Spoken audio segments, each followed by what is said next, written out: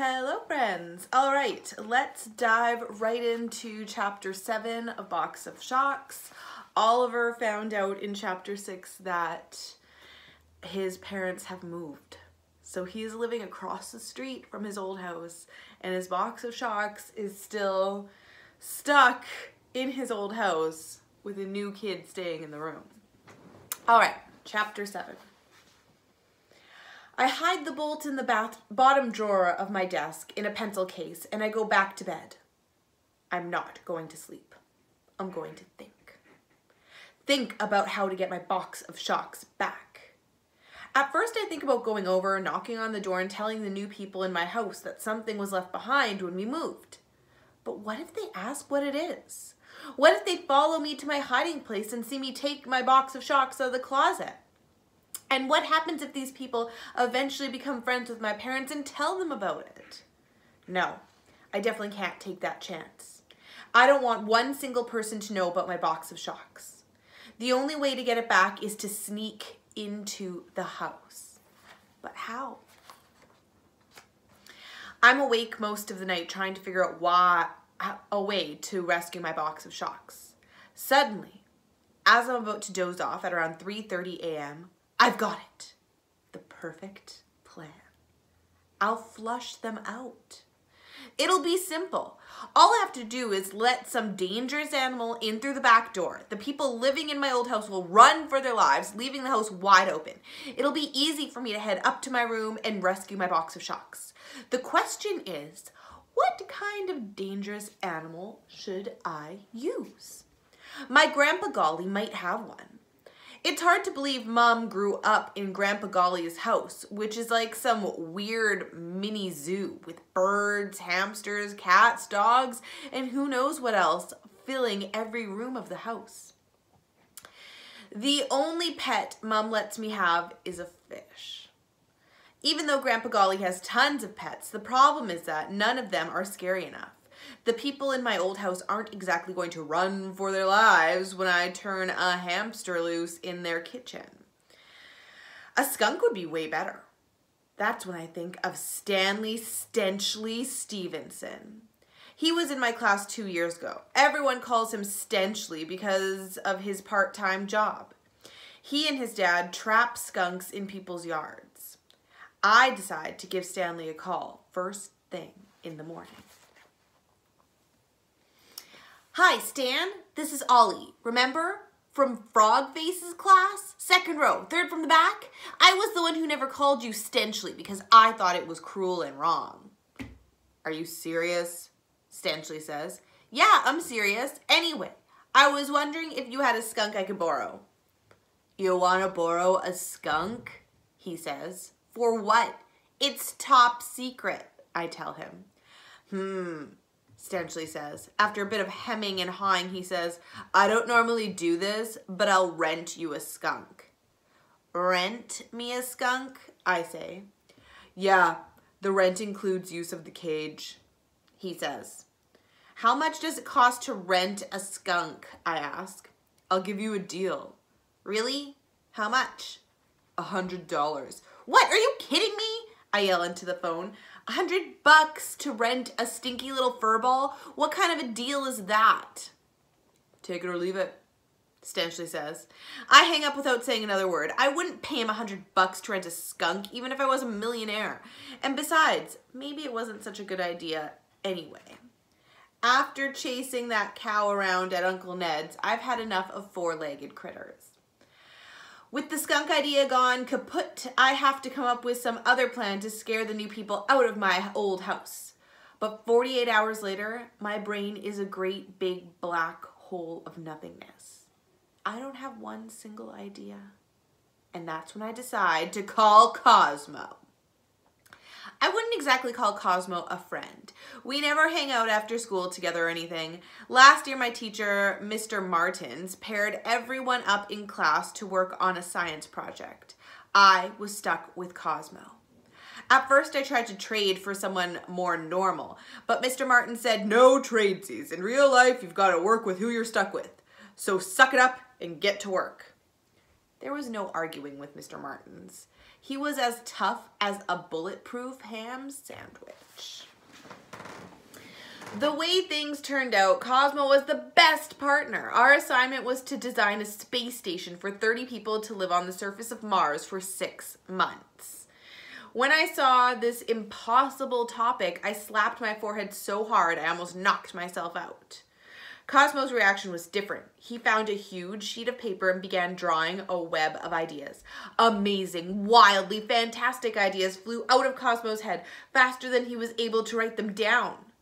Motorized elliptical trainers to counteract the effect of differing gravitational forces, oxygen-enriched greenhouse to grow plants high in fiber, and particularly vitamin C.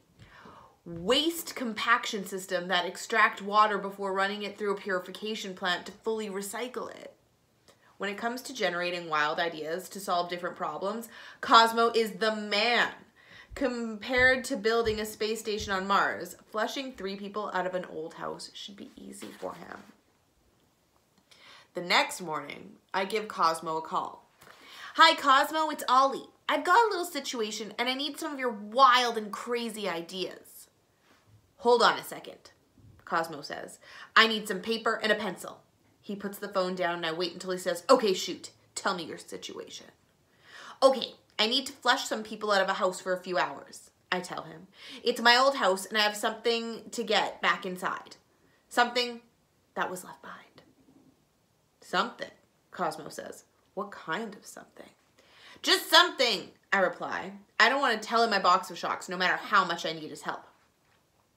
Is this something alive? He asks. No. All I need is a way to get the people out of the house for a while. I'll take care of the rest. What do you think? Cosmo doesn't say a word, but I know his pencil's probably galloping across the paper, scribbling down a bunch of ideas. Finally, Cosmo shouts, I've got it. What?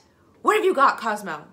You can pose as an exterminator and show up at the house and tell the people they have a poisonous snake living in the attic and you're there to take care of it. But they have to leave the house for the day for their own safety. How's that? Huh? Huh? Huh? I don't know, Cosmo. Posing as an exterminator at my age, I don't think they'd buy it. A mustache, he shouts. What? You could wear a fake mustache. Then they'd think you were older. Huh? What about that? Huh? I don't know. What else have you got? I appreciate Cosmo's wild imagination, but sometimes you have to hear a few ideas before you get the right one. A skunk, Cosmo shouts. Get a skunk from Stenchley and get it to run into the house and then, already thought of it, Cosmo. Stenchley's rates are too expensive. Okay then, rats. Big, ugly, toothy, furry, stinky rats. No, Cosmo, I hate rats. Can't stand them. Forget about rats. What about a porcupine?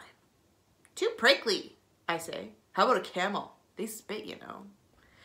Sorry, Cosmo, no camels. Have you got any ideas that don't involve animals? There's no sound coming from Cosmo's end on the phone. With Cosmo silent, that means he's out of ideas. But he can't be out of ideas. Cosmo has to come up with one that will actually work and something that doesn't involve animals. Cosmo, hello? Have you got any more ideas? I say, but there's silence on the other end of the phone. When it comes to designing space stations on Mars, Cosmo's the man. But when it comes to flushing 3 people out of a house, I guess he's not going to be any help at all. I spend the next 2 days in my room staring out the window at my old house. I'm hoping that if I stare at the house long enough, some brilliant idea for rescuing my box of shocks will pop into my head. I actually come up with plenty of ideas, like building a giant slingshot and firing chests of drawers, beds, desks, and everything else in my room across the street at the people in my old house, forcing them to evacuate. Then I realize I'm starting to think like Cosmo. Forget the giant slingshot. I need an idea that's going to work. Finally, on the 3rd day, the side door of my old house opens and the new people come out. A man and a woman walk down the steps and out into their car. The man opens the passenger side door and climbs in, sliding over to the driver's side. The woman gets in after him, sits in the passenger seat, and pulls the door shut. When they start the car, it sounds like a lion with a bad cough. Clouds of blue smoke pour out of the back of the car. Then I see the door to the house open again.